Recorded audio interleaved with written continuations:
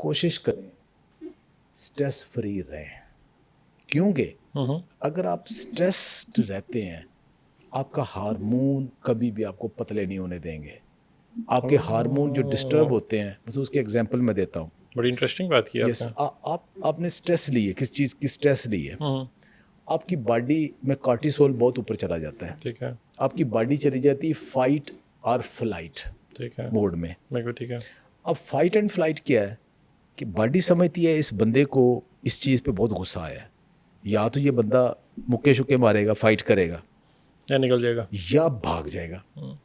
اب بھاگنے کے لیے بھی گلوکوز چاہیے, انرجی چاہیے, اور لڑنے کے لیے بھی گلوکوز چاہیے, انرجی چاہیے. آپ نے کھانا نہیں بھی کھایا, آپ کی باڈی ریزرو سے آپ کی باڈی کے اندر گلوکوز لیول بڑھا دے گی.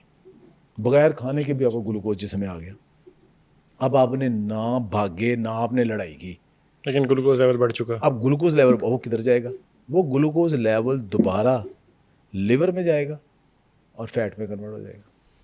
Very interesting. ٹھیک ہے, اور چونکہ گلوکوز بڑھا ہے تو ساتھ انسولین بھی بڑھ جائے گی, اس کو کم کرنے کے لیے, اس کو سیل میں لے کے جانے کے لیے, لیور میں لے کے جانے کے لیے. جسم میں ایک دفعہ انسولین سپائک کر جائے, وہ 3-4 گھنٹے تک جسم کو فیٹ سنتھسس موڈ میں لے جاتی ہے, فیٹ برننگ موڈ نہیں ہے.